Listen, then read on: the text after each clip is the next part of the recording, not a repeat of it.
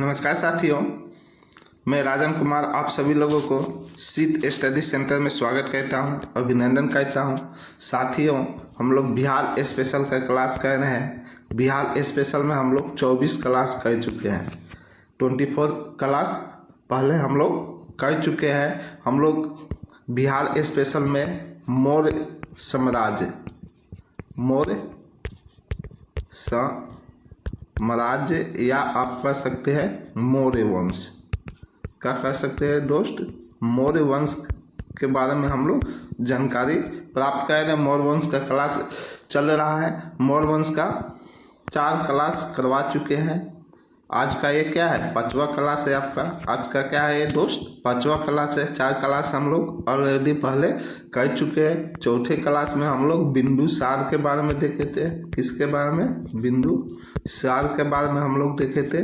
बिंदुसार के बारे में जो भी महत्वपूर्ण जानकारी था पॉइंट वाइज आपको एक एक करके बता दी है। अगर आप वो क्लास नहीं की है तो मेरे चैनल के प्ले लिस्ट में जाइए, वहाँ पे जाके आप लोग उस क्लास को कीजिए, या मैं उस क्लास का लिंक इस वीडियो के डिस्क्रिप्शन में डाल दूँगा। आप लोग वहाँ से भी जाके क्लास कर सकते हैं। हम जितने भी क्लास अभी तक करवाए हैं सभी का लिंक वीडियो के डिस्क्रिप्शन में डाल देते हैं कि आप लोग आसानी से वीडियो के डिस्क्रिप्शन में जाके भी क्लास को कर सकते हैं। दोस्तों, आप किसी भी एग्ज़ाम का तैयारी कर रहे हैं तो आप मेरे चैनल से जुड़िए और जुड़ के क्लास को कीजिए। दोस्तों, अगर आप बीपीएससी की तैयारी कर रहे हैं, बीएसएससी अर्थात बिहार स्टाफ सिलेक्शन कमीशन का तैयारी कर रहे हैं, एसएससी का कर रहे हैं, स्टाफ सिलेक्शन कमीशन का तैयारी कर रहे हैं, any others exam of Bihar के किसी भी एग्जाम का प्रिपरेशन कर रहे हैं, ऑल अदर कॉम्पिटिटिव एग्जाम किसी भी दूसरे एग्ज़ाम का अगर आप तैयारी कर रहे हैं किसी भी तरह का, या ऑल ओवर इंडिया में किसी भी एग्ज़ाम का प्रिपरेशन कर रहे हैं तो आप लोग मेरे चैनल से जुड़ सकते हैं। किसी भी स्टेट का पीसीएस का तैयारी कर रहे हैं तो भी मेरे चैनल से जुड़ के आप लोग अपना स्टडी सुनिश्चित कर सकते हैं। हम बहुत ही बेहतरीन ढंग से आपको स्टडी करवाएंगे। हम प्राचीन बिहार के इतिहास को पढ़ा रहे हैं अभी, उसमें एक एक टॉपिक वाइज पॉइंट वाइज एक एक जो भी महत्वपूर्ण जानकारी है वो आप लोगों को करवा रहा हूं। तो आप लोग मेरे चैनल से जुड़िए और जुड़ को क्लास को कीजिए। जो भी फ्रेंड्स मेरा क्लास कर रहा है, वीडियो देख रहा है तो वीडियो को लाइक और शेयर कर दीजिए। साथ ही जो भी फ्रेंड्स मेरे चैनल पे अभी नए हैं कृपया आप लोग चैनल को सब्सक्राइब कर लीजिए, साथ ही साथ वीडियो को लाइक और शेयर भी कर लीजिए। दोस्तों, हम लोगों ने पिछले क्लास में किसके बारे में देखे थे? बिंदुसार के बारे में देखे थे। किसके बारे में?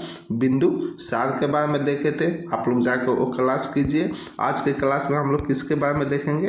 अशोक के बारे में। अशोक के बारे में देखेंगे। अशोक से संबंधित जितना भी जानकारी होगा सब आपको डीपली एक एक पॉइंट वाइज आपको करवाऊंगा। तो आप लोग क्लास में बने रहिए, क्लास को लास्ट तक जरूर कीजिए।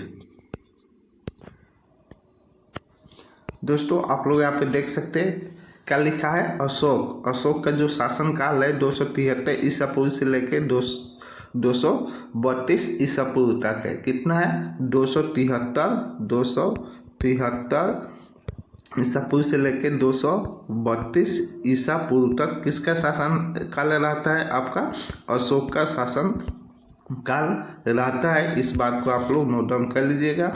अगर एग्जाम में प्रश्न बने कि अशोक का शासन काल कब से कब तक था तो 273 ईसा पूर्व से लेकर 232 ईसा पूर्व तक किसका शासन काल है? अशोक का शासन काल है। अब इसमें आगे हम लोग देखते हैं। अशोक के पिता का नाम क्या था? बिंदुसार।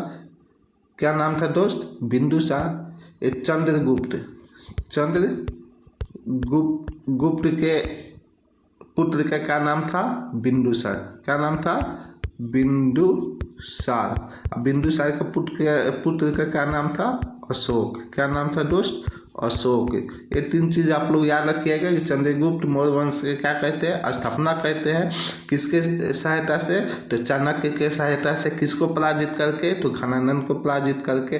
कब कहते हैं? तो 322 ईसा पूर्व में कहते हैं। कब कहते हैं? 322 ईसा पूर्व में कहते हैं। और चंद्रगुप्त क्या कहते हैं? अपने गुरु भद्रबाहु के कहने के अनुसार स्वर्ण गोल बेला यानी कर्नाटक में है, वहाँ पे जाके आप क्या कहते उपासना करके यानी संलेखना विधि से अपने प्राण को त्याग देते हैं और अपना उत्तराधिकारी किसको बना के जाते हैं, बिंदुसार को बना के जाते हैं। तो बिंदुसार के बारे में पिछले बता चुके आप लोगों को।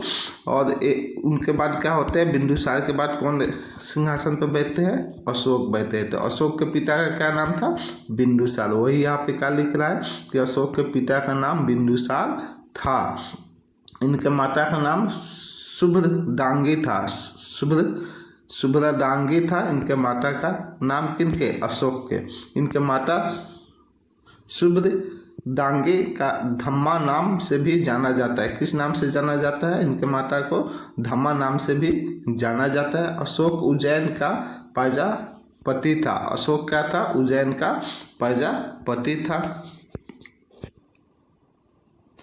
आगे देख लेते हैं दोस्त। अशोक अभिलेख में अशोक को देवा नाम पिए क्या है, अभिलेख में अशोक को क्या है, देवा नाम पिए या देवा नाम प्रिय, देवा नाम पिए दशीस देवप्रिय, देवपुत्र के नाम से जाना गया है। तो यहाँ पे आप लोग देख सकते हैं कि अभिलेख में अशोक को क्या कहा गया है, देवा नाम पिय कहा गया है, देवा नाम प्रिय कहा गया है, देवा नापी ये दस्सी कहा गया है, देवप्रिय और देवपुत्र के नाम से जाना गया है। किसको, अशोक को। किस में, तो अभिलेख में। अशोक को भाब्रू अभिलेख यानी जो बैराट राजस्थान में है, मगध का सम्राट कहा गया है। क्या कहा गया है, भाब्रू अभिलेख में अशोक को मगध का सम्राट कहा गया है। अशोक का नाम अशोक, कालसी, सोपरा, गोमल और एरगुठी इन चारों अभिलेख में प्राप्त होता है। अशोक का नाम अशोक ही है। किस अभिलेख से प्राप्त होता है, तो 4 अभिलेख है। कौन कौन सा है आपका, कालसी है, सोपरा है, गोमल है और एरगुठी है। इन 4 अभिलेख में अशोक के नाम अशोक प्राप्त होता है। तो इस चीज़ को आप लोग ध्यान रखिएगा। ये नाम जो अलग अलग है, हम बिंदुसार के भी बताए थे, चंद्रगुप्त के भी बताए थे कि चंद्रगुप्त मौर्य को किसने क्या कहा है और बिंदुसार को किसने क्या कहा है, वो सब हम पढ़ा चुके हैं। आप लोग वो देख लीजिएगा। और यहाँ पे भी अशोक के बारे में देखिए कि अभिलेख में क्या कहा गया है और भाब्रू अभिलेख में क्या कहा गया है और अशोक को अभिलेख में क्या कहा गया है। अलग अलग अभिलेख में अलग अलग नाम से बताया गया है। तो वही यहाँ पे लिखा हुआ है कि अशोक को अभिलेख में क्या कहा है, देवा नाम पिय कहा गया है, देवा नाम प्रिय कहा गया है, देवा नाम पीदसी कहा गया है, देवप्रिय कहा गया है, देवपुत्र के नाम से भी जाना गया है। वहीं पे अभिलेख एक है भाब्रू अभिलेख, उसमें सम्राट कहा गया है। क्या कहा गया है, सम्राट। उसके अलावा आपका कालसी, सोपरा, गोमल, एरगुठी अभिलेख में अशोक का नाम अशोक ही है, ये बताया गया है। अशोक का नाम उल्लेख 4 अभिलेखों गुजरा यानी एक गुजरात में है, मास्की, रेतुर, उडगोलन, ये तीनों कर्नाटक का है। कौन कौन सा, मास्की, रेतुर, उडगोलन, ये 3 जो अभिलेख है कहाँ का है, कर्नाटक का। और वहीं पे बात कर लेते हैं आपका गुजरात, ये कहाँ है, गुजरात का अभिलेख है। इसमें भी क्या होता है, नाम मिलता है, उल्लेख है कि अशोक का नाम क्या है, अशोक ही है। उसके बाद आगे देखते हैं कंगनहल्ली, ये कर्नाटक में है। साक्ष्य के अनुसार यानी कंगनहल्ली साक्ष्य के अनुसार अशोक को रन्नो अशोक के नाम से जाना जाता है। अशोक को किस नाम से जाना जाता है, रन्नो अशोक के नाम से जाना जाता है। एक किसके अनुसार, कंगनहल्ली, ये कहाँ पे है, कर्नाटक में है। इसके अनुसार अशोक को किस नाम से जाना जाता है, रन्नो अशोक के नाम से जाना जाता है। तो आयोग कहीं से भी प्रश्न बनाए दोस्त, आपको घबराने की आवश्यकता नहीं है, हम एकदम डीपली पढ़ा रहे हैं। कहीं से भी प्रश्न बनाए आपको एकदम एग्जाम में में करके आना है। अशोक के भाई और उनके पिता जनों का उल्लेख 5वें शिलालेख से प्राप्त होता है। अशोक के जो 5वें शिलालेख है उससे क्या होता है कि अशोक के कितने भाई थे, कौन थे, क्या थे और उनके परिवार की संपूर्ण जानकारी 5वें शिलालेख से क्या होता है, प्राप्त होता है। तो अगर एग्जाम में प्रश्न बने कि कौन से शिलालेख से अशोक के परिवार और भाई की जानकारी प्राप्त होता है, तो दोस्त क्या होगा, 5वें शिलालेख से प्राप्त होता है। आगे देखते हैं, अशोक के अभिलेख ब्राह्मणी, अरमाइक, खरोष्टी और ग्रीक में मिली है। अशोक के जो भी अभिलेख है किस किस में मिली है, कौन कौन से भाषा में मिली है, तो ब्राह्मणी में मिला है। किस में मिला है, ब्राह्मणी में मिला है, अरमाइक में मिला है, खरोष्टी में मिला है और किस में मिला है, ग्रीक में मिला है। लिपियों की जननी ब्राह्मणी लिपि को कहा गया है। लिपियों की जननी किसको कहा गया है, ब्राह्मणी लिपि को कहा गया है। आगे देख लेते हैं दोस्तों, देवा नामी उपाधि का धारण अशोक के अलावा दशरथ और श्रीलंका के शासक तीस ने किया था। यानी देवानामिये का उपाधि जो है अशोक के अलावा कौन कौन, दशरथ और श्रीलंका के शासक तीस ने किया था। पुराणों में अशोक को अशोकावर्धन के नाम से जाना जाता है। पुराणों में अशोक को किस नाम से जाना जाता है, अशोकावर्धन के नाम से जाना जाता है। दीपवंश ग्रंथ, एक कहाँ का ग्रंथ है, श्रीलंका का बौद्ध ग्रंथ है। श्रीलंका का क्या है, बौद्ध ग्रंथ है। कौन सा, दीपवंश ग्रंथ। दीपवंश ग्रंथ में अशोक को करमौली कहा गया है। अगर तो एग्जाम में प्रश्न बने कि कौन सा ऐसा ग्रंथ है जिसमें अशोक को करमौली के नाम से जाना जाता है, यानी करमौली कहा गया है, तो आप क्या बता सकते हैं, दीपवंश ग्रंथ। एक ग्रंथ कहाँ का है, तो श्रीलंका का है। किसका ग्रंथ है, तो बौद्ध ग्रंथ है।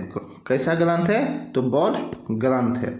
मास्की का लघु शिला अभिलेख में अशोक को खुद को शाक्य मुनि बताया है। यानी जो मास्की का लघु शिला अभिलेख है उस अभिलेख में अशोक ने स्वयं को क्या बताया है, शाक्य मुनि बताया है कि हम शाक्य मुनि है। किसने बताया है, अशोक ने। कौन से शिला अभिलेख में, मास्की का जो शिला अभिलेख है उसमें अशोक ने खुद को क्या बताया है कि मैं शाक्य मुनि हूँ। क्या बताया है, शाक्य मुनि हूँ। तो दोस्तों ये अशोक के बारे में कुछ जानकारी था जो आपको बताया। आगे हम लोग बहुत ही जानकारी अशोक के बारे में देखेंगे, एक एक पॉइंट वाइज डीपली से हम लोग पढ़ेंगे। यहाँ पे हम लोग देखते हैं अशोक की पत्नियाँ, अशोक की कितनी पत्नी थी, अशोक ने कितने शादी किए थे, उसको भी हम लोग एक नज़र में देख लेते हैं। यहाँ पे क्या लिखा है, अशोक की पत्नियाँ।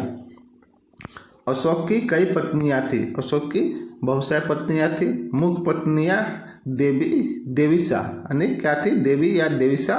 संघमित्रा क्या थी, संघमित्रा थी या असंघमित्रा भी इनका नाम है। क्या थी, असंघमित्रा ने देवीसा थी। क्या थी, देवीसा, देवी कह सकते हैं, देवीसा कह सकते हैं। उसके बाद क्या थी, असंघमित्रा। क्या थी, असंघमित्रा थी।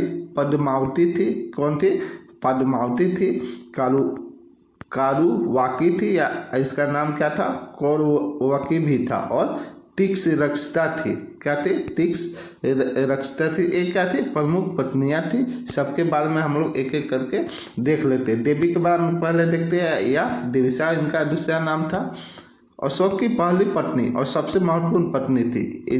ये जो देवीसा थी या देवी थी, ये क्या थी, अशोक की पहली पत्नी थी और सबसे महत्वपूर्ण पत्नी थी, जो एक व्यापारी की बेटी थी। ये देवी कौन थी, अशोक की पहली पत्नी थी और सबसे महत्वपूर्ण पत्नी थी। और एक क्या थी, एक व्यापारी की बेटी थी, एक व्यापारी की लड़की थी और महेंद्र एवं संघमित्रा की माँ थी। और महेंद्र और संघमित्रा की क्या थी, माँ थी। यानी महेंद्र और संघमित्रा इनके अशोक की पुत्र और पुत्री होते हैं। इनके बारे में भी हम आगे देखेंगे। ये क्या थी, महेंद्र और संघमित्रा की माँ थी, जिसे महादेवी विदिशा या शाक्य कुमारी के नाम से भी जाना जाता है। इनको किस नाम से जाना जाता है, देवी को या देवीसा को, महादेवी विदेश या शाक्य कुमारी के नाम से भी जाना जाता है। तो देवी और देवीसा के बारे में आपको बता दिए। उसके बारे में देखते हैं असंघमित्रा।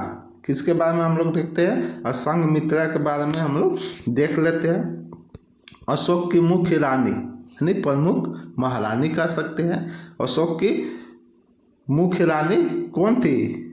आप कह सकते हैं किसको? असंघमित्रा को। तो वही यहाँ पे लिखा हुआ है कि अशोक की मुख्य रानी थी, यानी अशोक की मुख्य रानी कौन थी? असंघमित्रा थी, यानी प्रमुख महारानी थी, जिनका निधन उनके शासनकाल के 13वें वर्ष में हुआ था। यानी ये जो असंघमित्रा थी, इनका निधन अशोक के शासन के 13वें वर्ष में क्या होता है? हो जाता है। उसके बाद देखते हैं टिक्स रक्षिता यानी विष रक्षिता भी कह सकते हैं। असंघमित्रा के मृत्यु के बाद मुख्य रानी बनी। ये जो टिक्स रक्षिता थी, जब ये असंघमित्रा की निधन हो जाती है अशोक के शासन के 13वें वर्ष में, तो उसके बाद क्या होती है? मुख्य रानी के रूप में कौन बनती है? टिक्स रक्षिता बनती है। दिव्य दान में उसकी एक पत्नी का नाम टिक्स रक्षिता मिलता है, यानी दिव्य दान जो है उसमें अशोक के पत्नी का एक पत्नी का क्या नाम मिलता है? टिक्स रक्षिता मिलता है, जो यहाँ पे आपको बता रहे हैं। आगे देख लेंगे पद्मावती। क्या है? पद्मावती कह सकते हैं, पद्मावती। ये अशोक की अन्य पत्नियों में से थी। ये जो पद्मावती थी अशोक की अन्य पत्नियों में से थी, जिनका पुत्र कुणाल था। इनका पुत्र कौन था? कुणाल था। कौन था दोस्तों?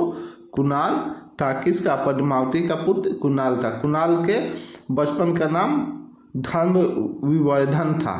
कुणाल के बचपन का नाम क्या था? धन विवर्धन था। अगर डिप्ली में आयोग जाता है, प्रश्न बनाता है कि पद्मावती, अशोक और पद्मावती के पुत्र का क्या नाम था, तो कुणाल था। और कुणाल का बचपन का क्या नाम था? तो धन विवर्धन था। क्या था दोस्त? धन विवर्धन था। तो आपको एकदम हम डिप्ली पढ़ा रहे हैं, कहीं से भी प्रश्न बनेगा तो आप छोड़ के नहीं आइएगा। आगे देख लेते हैं दोस्तों।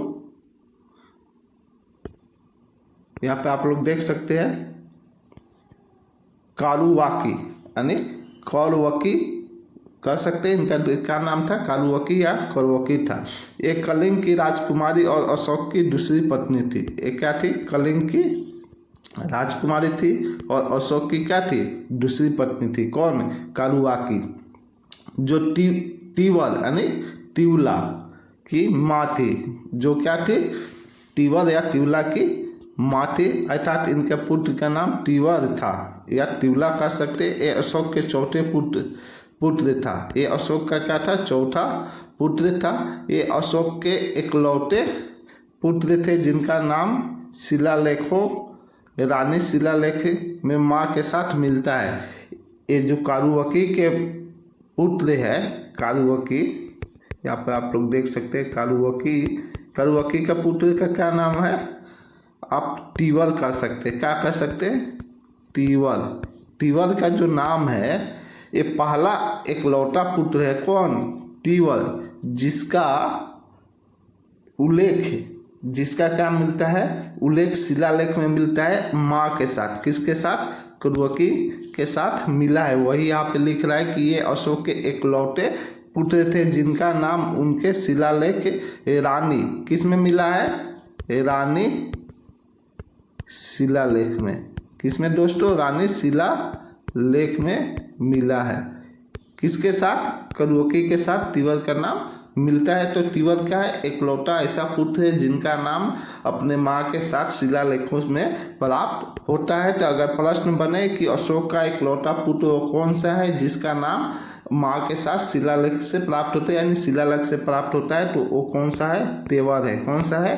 तेवर, या इसको क्या कह सकते हैं? तिवला। एक क्या था? अशोक के दूसरी पत्नी कारुवाकी का पुत्र था। कौन था? कारुवाकी का पुत्र था। इस बात को आप लोग ध्यान रखिएगा दोस्तों। इसके बाद हम लोग देखते हैं अशोक के पुत्र। अशोक के पुत्र के बारे में भी देख लेते हैं कि अशोक के कौन कौन से पुत्र हैं। यहाँ पे हम अशोक के पत्नी के बारे में देख लिए, अब अशोक के पुत्र के बारे में हम लोग देख लेते हैं। अशोक की पुत्र मुख्य कुणाल, महेंद्र, तीवर और जालोक था। अशोक के जो पुत्र था कौन कौन था? कुणाल था, महेंद्र था, तीवर। अभी तीवर के बारे में बताइए कि इकलौता ऐसा पुत्र था जिसका उल्लेख शिलालेख से प्राप्त होता है, किसके साथ? अपनी माँ करुआकी के साथ होता है। तो वही तिवर है और जालोक था। एवं पुत्रिया संघमित्रा और चारुमती थी। अशोक के यहाँ पे कितने? 4 पुत्र और 2 पुत्रिया के बारे में आपको बताएंगे। यहाँ पे 1 नंबर में पुत्र कौन कौन सा है? कुणाल है। ये रानी पद्मावती या पद्मवती का पुत्र थे। कुणाल कौन थे? रानी पद्मावती के पुत्र थे, जिन्हें दिव्य दान में धर्म विवर्धन के नाम से भी जाना जाता है, जो आपको बता भी चुके हैं कि ये रानी पद्मावती के पुत्र कौन थे? कुणाल थे, जिनको दिव्य दान में क्या कहा गया है? धर्म विवर्धन के नाम से जाना गया है। तो अगर एग्जाम में प्रश्न बने कि धर्म विवर्धन के नाम से किसे जाना जाता है, तो कुणाल को जाना जाता है। ठीक है, कुणाल को तीक्ष्णता के अंधा करवा दिया था। कुणाल को जो तीक्ष्णता थी, कौन थी? तीक्ष्णता जो पत्नी थी अशोक की, उसने क्या करवाया था? अंधा करवा दिया था। क्या करवा दिया था? अंधा करवा दिया था कि मेरा पुत्र क्या बनेगा? शासक बनेगा, राजा बन। ऐसे होता था। यहाँ पे जो ईर्ष्या का भावना होता है ना, तो एक दूसरे को क्या कहते हैं? नुकसान ही पहुँचाता है। तो वही तीक्ष्णता क्या की थी? कुणाल को अंधा करवा दी थी। दूसरा पुत्र कौन था? महेंद्र था। दूसरा पुत्र अशोक का कौन था? महेंद्र था। ये रानी देवी के पुत्र थे।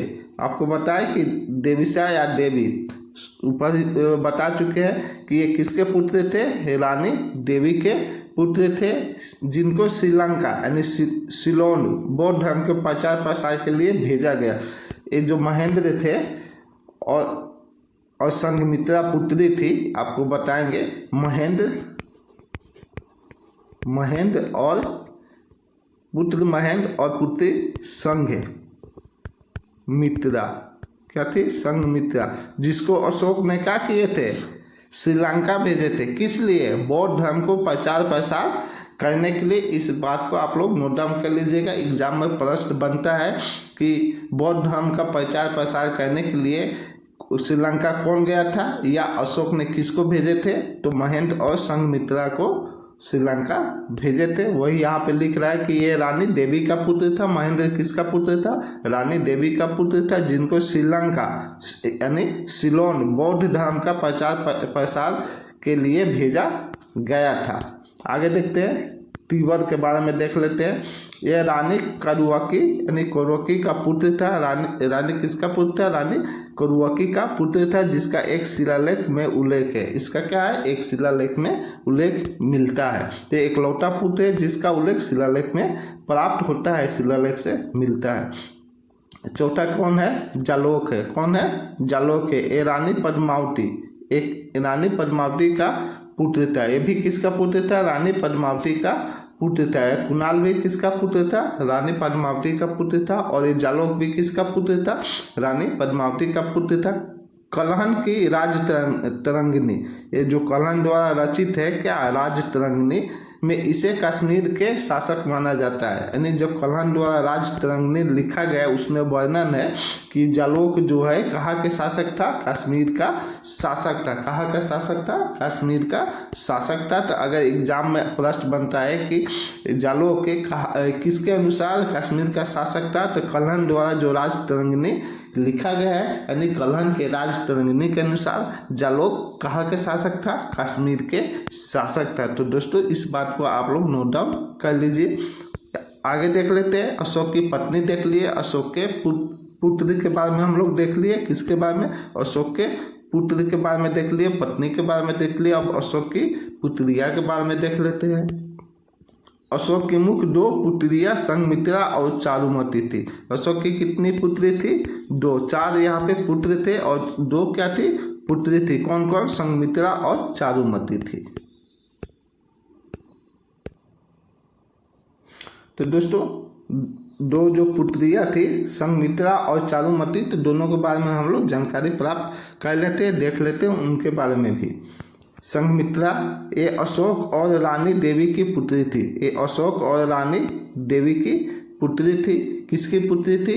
रानी देवी की पुत्री थी। अशोक और रानी देवी की पुत्री कौन थी? तो एग्जाम में प्रश्न बने तो कौन थी? संघमित्रा थी। कौन थी? संघमित्रा संघमित्रा थी और एक क्या थी, महेंद्र की बहन थी। महेंद्र की क्या थी, बहन थी।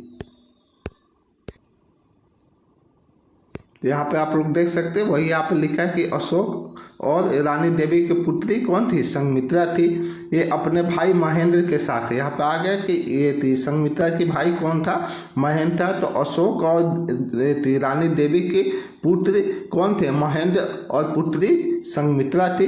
तो ये अपने भाई के साथ श्रीलंका यानी सिलोन बौद्ध धर्म का प्रचार प्रसार के लिए गई थी।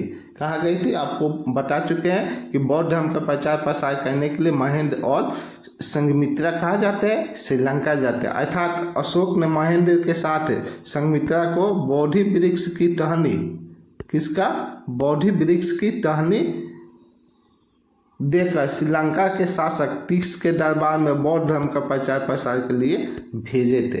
क्या कर सकते, अशोक ने क्या किए थे, महेंद्र और संघमित्रा को बोधि वृक्ष का क्या, टहनी देकर श्रीलंका के जो शासक थे तीक्ष के दरबार में क्या किए थे, बौद्ध धर्म का प्रचार प्रसार करने के लिए किसको भेजे थे, संघमित्रा और अपने पुत्र महेंद्र को भेजे थे।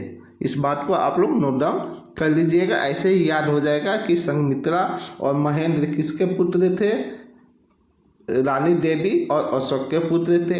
अशोक ने क्या किया था, बोधि वृक्ष का टहनी देके जो श्रीलंका के राजा थे कौन, तीक्ष के दरबार में बौद्ध धर्म का प्रचार प्रसार करने के लिए दोनों को भेजे थे। आगे देखिए चारुमती, ये अशोक और रानी असंघमित्रा की पुत्री थी। एक क्या थी, असंघमित्रा, और अशोक की पुत्री कौन थी, चारुमती थी। चारुमती असंघमित्रा द्वारा गोद ली गई पुत्री थी। ये जो चारुमती थी असंघमित्रा द्वारा क्या, गोद ली गई पुत्री थी। अशोक ने चारुमती का विवाह नेपाल के शासक देवपाल से की थी। अशोक ने क्या किए, ये जो चारुमती है, चारुमती का विवाह किससे किए, जो नेपाल के शासक देवपाल था, देवपाल से क्या किया था, चारुमती की शादी कर दी थी। चारुमती ने देवपाल की याद में देवपट्टन या देवपाटन नामक शहर बसाई थी। यानी एग्जाम में प्रश्न बने कि देवपट्टन या देवपाटन नामक जो शहर बसाया गया, किसने बसाया था, तो चारुमती ने बसाया था। किसके याद में बसाया था, तो अपने जो पति देवपाल था उसके याद में बसाया था। तो वही यहाँ पे लिखा है कि अशोक ने चारुमती के विवाह किससे किए, नेपाल के शासक देवपाल से की थी। चारुमती ने देवपाल के याद में क्या किए थे, देवपट्टन या देवपाटन नामक शहर बसाए थे। आगे देख लेते हैं दोस्तों, ये तो आपको अशोक के पत्नी, अशोक के पुत्र और अशोक के पुत्रियां यानी पत्नी के बारे में बता दिए, 5 पत्नियों के बारे में। उसके बाद 4 पुत्र के बारे में बता दिए और 2 पुत्री के बारे में बता दिए। तो बहुत ही बेहतरीन ढंग से पॉइंट वाइज, टॉपिक वाइज आपको पढ़ा रहा हूँ। ऐसा आपको नोट्स नहीं मिलेगा, ऐसा आपको कहीं पढ़ाया नहीं जाएगा। आप कंपैरिजन कर सकते हैं। हम एक एक पॉइंट वाइज डीपली पढ़ा रहे हैं कि कहीं से भी एग्जाम में प्रश्न बने तो आपसे छूटे ना। आगे देखते हैं दोस्त, महेंद्र और संघमित्रा भी बौद्ध धर्म के अनुयायी थे। बौद्ध धर्म के अनुयायी कौन थे, महेंद्र और संघमित्रा भी क्या थे, बौद्ध धर्म के अनुयायी थे। इन दोनों को बौद्ध धर्म की दीक्षित मोगली पुत्र तीक्ष ने किए थे। ये जो महेंद्र पुत्र था और संघमित्रा पुत्री थी, संघमित्रा क्या थी, पुत्री थी। ये भी क्या थे, दोनों बौद्ध धर्म के अनुयायी थे। और बौद्ध धर्म की जो शिक्षा दिए थे, दीक्षित किए थे, वो कौन किए थे, मोगलीपुत्र तीक्ष। कौन किए थे, मोगलीपुत्र तीक्ष। कौन किए थे दोस्त, तो मोगलीपुत्र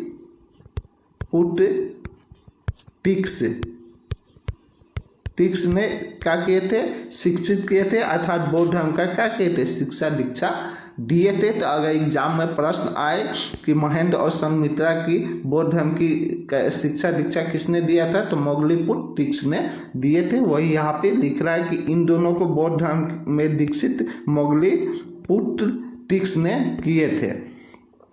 ये दोनों बौद्ध धर्म का प्रचार प्रसार करने श्रीलंका गए थे, जो बता चुके हैं। बिंदुसार की मृत्यु के पश्चात उत्तराधिकारी के लिए संघर्ष प्रारंभ हो गया। आप यहाँ पे थोड़ा एक कहानी देखिएगा कि जब बिंदुसार का मृत्यु हुआ तो उत्तराधिकारी की कौन राजा बनेगा, उसके लिए क्या होता है, एक संघर्ष प्रारंभ होता है। ये संघर्ष 4 वर्ष यानी 273 ईसा पूर्व से लेकर 269 ईसा पूर्व तक चला। यानी ये संघर्ष कितने वर्ष तक चला, 4 वर्ष तक चला।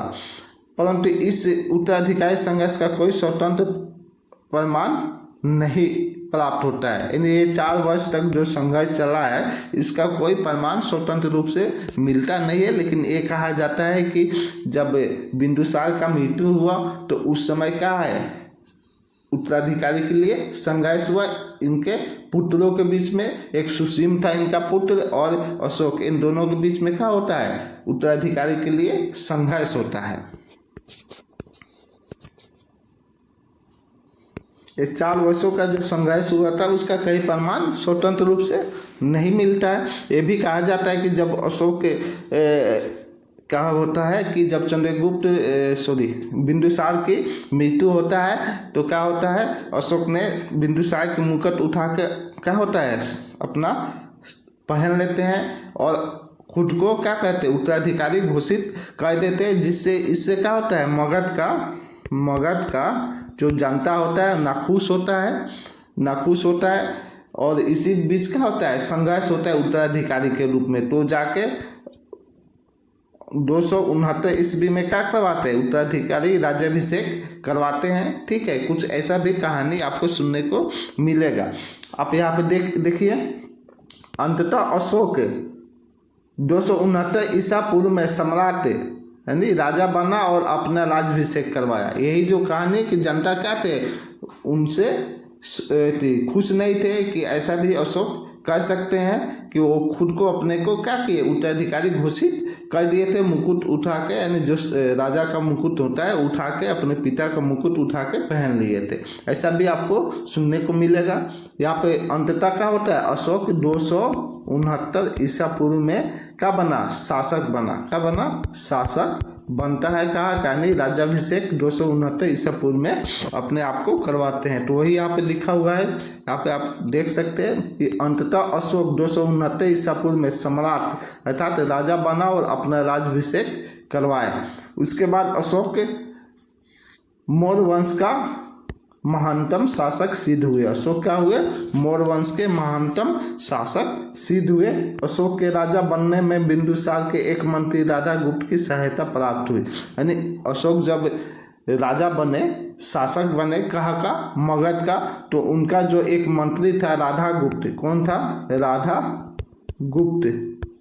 राधा गुप्त जो मंत्री था वो उनका क्या था, सहायता प्राप्त मिला। किनको, अशोक को। आपको बताए थे कि मंत्री आपका प्रधानमंत्री कौन कौन थे बिंदुसार के, चाणक्य थे, चाणक्य थे, खलाटक था,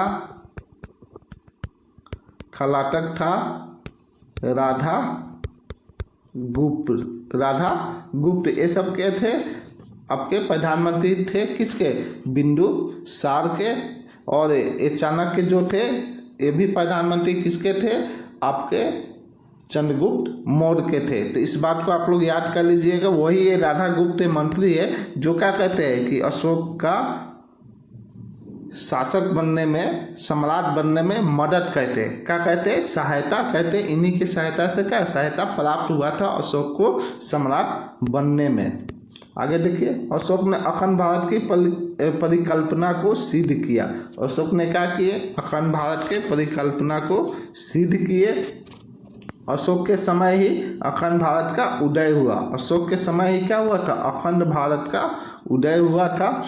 अशोक राजा बनने से पहले उज्जैन का क्या था, प्रांतपाल था, गवर्नर था। अशोक ने अपने 99 भाइयों की हत्या कर शासक बना। ये भी कहा जाता है कि अशोक ने क्या किए थे कि 99 भाइयों की हत्या करके शासक बने थे। लेकिन यहाँ पे आप देख सकते हैं कि सुसीम जो उनका भाई था, ये क्या किए थे, सुसीम की हत्या करके 69 ईसा पूर्व में क्या बने थे, राजा बने थे और राज्याभिषेक करवाए थे। ये सुसीम दोनों के बीच में ये जो बिंदुसार थे, सुसीम को क्या चाहते थे कि सुसीम राजा बने, सुसीम उत्तराधिकारी बने, सुसीम को उत्तराधिकारी के रूप में बिंदुसार देखना चाहते थे। लेकिन वहाँ पे क्या किए थे, अशोक ने मुकुट उठा के स्वयं को राजा घोषित कर दिए थे। और सुसीम और इनके बीच में क्या होता है, लड़ाई होता है, गड्ढा खुनवा देते हैं। सुसीम को जब मालूम चलता है कि अशोक ने क्या किए कि पिताजी की मृत्यु हो गई, और पिताजी के मृत्यु के बाद वो जो मुकुट है सम्राट वाला अशोक ने धारण कर लिए। किसने धारण कर लिए, यहाँ पे कहानी सुन लीजिए आप लोग। अशोक ने मुकुट पिताजी की धारण कर लिए। तो सुसीम को इस बात की जानकारी होता है। तो सुसीम क्या होता है, आपका आता है, अशोक के पास मगध आ रहा होता है। तो उसी बीच अशोक को जब ये जानकारी मालूम होता है, यानी राधा गुप्त के सहायता से जब जानकारी मालूम होता है, तो अशोक क्या कहता है, गड्ढा खुनवा देते हैं। ऐसे गड्ढा खुनवा देते हैं, उस पर क्या कुछ ढक देते हैं जिससे मालूम ना चले कि गड्ढा है। और सुसीम आता है एकदम गुस्सा में और अशोक से कहता है कि मुझसे युद्ध करो, ऐसे कैसे राजा बन जाओगे। तो जब अशोक के कहता है कि ठीक है आओ, दोनों के बीच में कहा सुनी होता है। और जब सुसीम आगे बढ़ता है तो गड्ढे में गिर जाता है, जिससे क्या होता है, मृत्यु हो जाता है। ऐसा भी आपको सुनने को मिलेगा। तो वही भी यहाँ पे आप लोग देख सकते हैं, क्या लिखा है कि अशोक ने अपने 99 भाइयों की हत्या कर क्या बना, राजा मिला, जिसका उल्लेख सिंघली अनुश्रुति से मिलता है। सिंघली अनुश्रुति जो है उसके अनुसार अशोक कितने भाई की हत्या करते हैं, 99 भाई की हत्या करते। उसके बाद क्या बनते, वो राजा बनते हैं। आगे देखते हैं, सिंघली अनुश्रुतियों में दीपवंश और महावंश 2 ग्रंथ मिलता है। ये जो सिंघली अनुश्रुति है इसमें 2 ग्रंथ मिलता है। कौन कौन सा, दीपवंश और महावंश, जो श्रीलंका का ग्रंथ है। ये जो सिंघली अनुश्रुति है कहाँ का है, श्रीलंका का है। और दीपवंश और महावंश कहाँ का ग्रंथ है, श्रीलंका का ग्रंथ है। कैसा ग्रंथ है, बौद्ध ग्रंथ है। तो इसके अनुसार क्या है, आपका सिंघली अनुश्रुतियों के अनुसार अशोक 99 भाई का हत्या करने के उपरांत क्या बना, मगध का शासक बना। आगे देखते हैं, अशोक के द्वारा अभिलेख लेखन की क्रिया ईरान के शासक डेरियस प्रथम से प्रभावित था। यानी अशोक द्वारा जो अभिलेख लेखन की प्रक्रिया था ईरान के किसके शासक, ईरान के शासक डेरियस प्रथम से क्या था, प्रभावित था।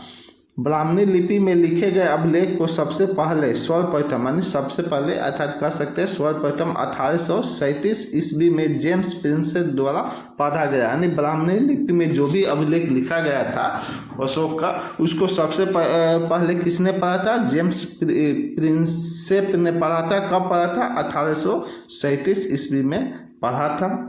देवानामिये अशोक को कहा जाता है, अशोक को क्या कहा जाता है, देवा नाम ये कहा जाता है। ये सबसे पहले जेम्स प्रिंसेप ने बताया था। जेम्स प्रिंसेप ने सबसे पहले क्या बताया था कि अशोक को देवा नामिये कहा जाता है। और सबसे पहले 1837 ईस्वी में जो ब्राह्मणी लिपि में लिखा गया है अभिलेख, उसको किसने पढ़ा था, जेम्स प्रिंसेप ने पढ़ा था।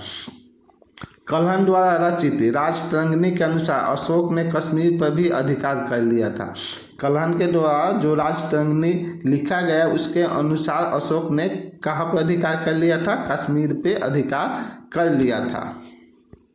आगे देखिए, कश्मीर पर अधिकार करने के बाद यहाँ पे अशोकेश्वर मंदिर का निर्माण करवाया था। यानी अशोक ने क्या किया था, जब कश्मीर पर अधिकार किया था तो वहाँ पे क्या अशोकेश्वर मंदिर का निर्माण भी करवाए थे। तो अगर एग्जाम में प्रश्न आता है कि किसके अनुसार अशोक कश्मीर पर अधिकार किया था, तो कल्हण द्वारा जो राजतरंगिणी है उसके अनुसार माना जाता है कि अशोक ने कश्मीर पे भी अधिकार कर लिया था। उसके बाद अगर प्रश्न बने कि अशोक ने कश्मीर में कौन सा मंदिर का निर्माण करवाए थे, तो अशोकेश्वर, कौन से, अशोकेश्वर मंदिर का निर्माण अशोक ने कश्मीर में करवाए थे।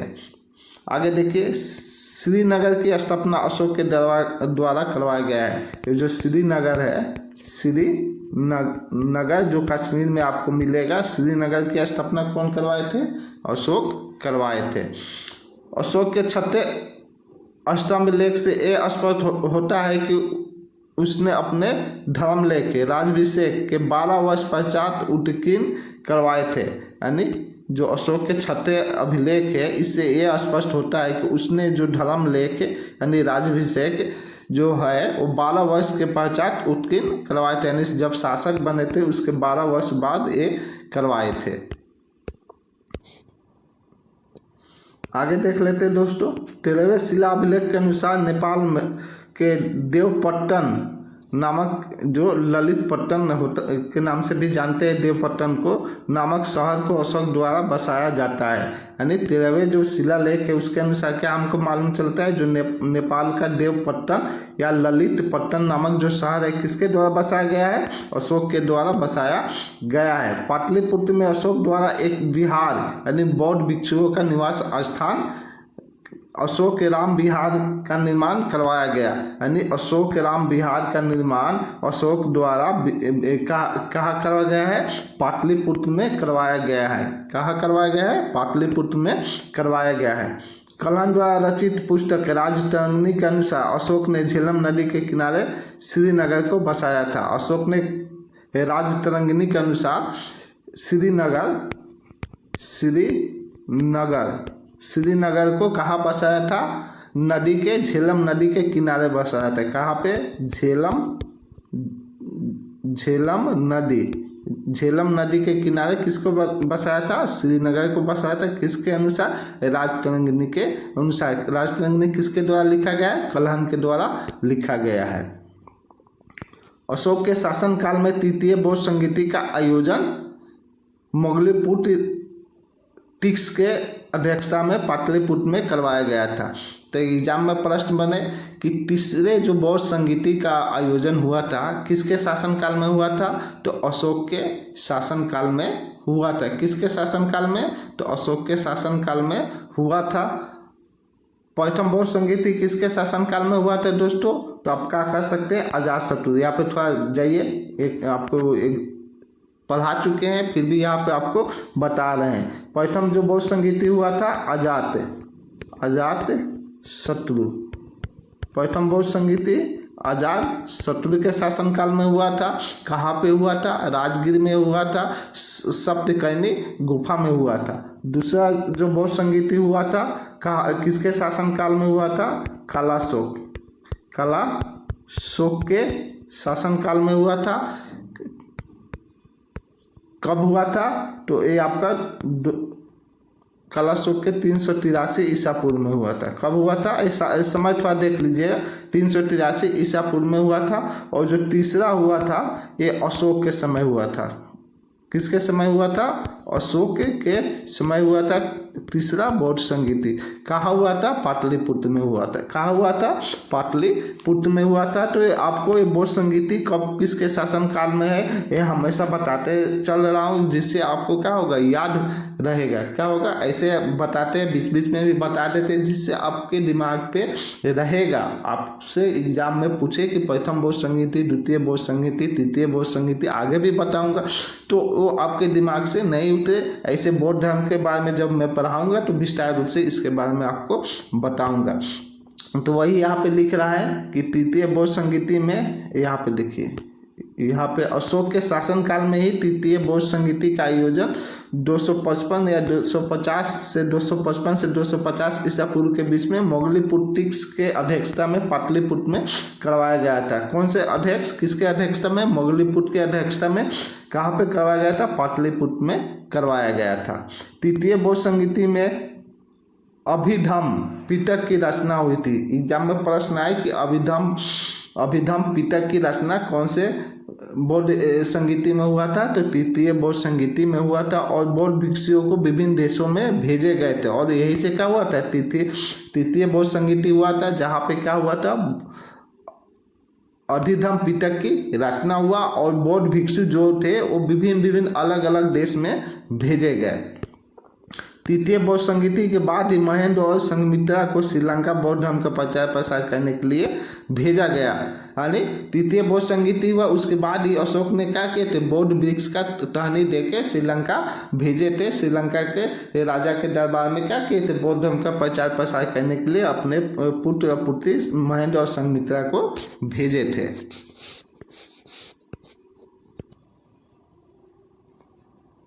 आगे देख लेते हैं दोस्तों। अशोक के राजा बनने के 10 वर्ष बाद सर्वप्रथम बोध गया की यात्रा किया था। तो अगर एग्जाम में प्रश्न बने कि अशोक ने बोध गया की यात्रा कब किया था, अपने जब राज्याभिषेक किए, शासक हुए, शासक के कितने वर्ष बाद बोध गया की यात्रा किया था, तो 10 वर्ष बाद। कब? 10 वर्ष बाद का किया था अशोक ने बोध गया की यात्रा किया था अपने राजा बनने के बाद। अशोक के राजा बनने के उपरांत 20वें वर्ष में लुम्बिनी की यात्रा की थी। यानी जब राजा बने थे अशोक, उसके 20 वर्ष बाद कहाँ की यात्रा किए थे, लुम्बिनी की। 10 वर्ष बाद गया, 10 वर्ष बाद किसका, गया का। 20 वर्ष बाद किसका, लुम्बिनी का। और लुम्बिनी ग्राम को कर मुक्त घोषित कर दिया था। और लुम्बिनी जो ग्राम था वहाँ पे जो कर लगता था उसको कर मुक्त यानी कर से वंचित कर दिए थे। एक घोषणा किए थे जब 20वें वर्ष बाद लुम्बिनी के क्या किए थे, यात्रा किए थे। भूमि कर को 1/4 से घटाकर 1/8 कर दिया। यानी कर मुक्त करने के बाद क्या कहते हैं, भूमि कर जो था 1/4 उसको घटा के 1/8 कर दिए थे। किसने? अशोक ने। अशोक ने धर्म की जो परिभाषा दी है वो राहुलोवाद सूत्र से ली गई है। यानी अशोक ने जो धर्म की परिभाषा दी है वो कहाँ से लिया गया है, तो राहुलोवाद से लिया गया है। अशोक के अभी तक 40 अभिलेख प्राप्त हो चुके हैं। अशोक के कितने अभिलेख प्राप्त हुए?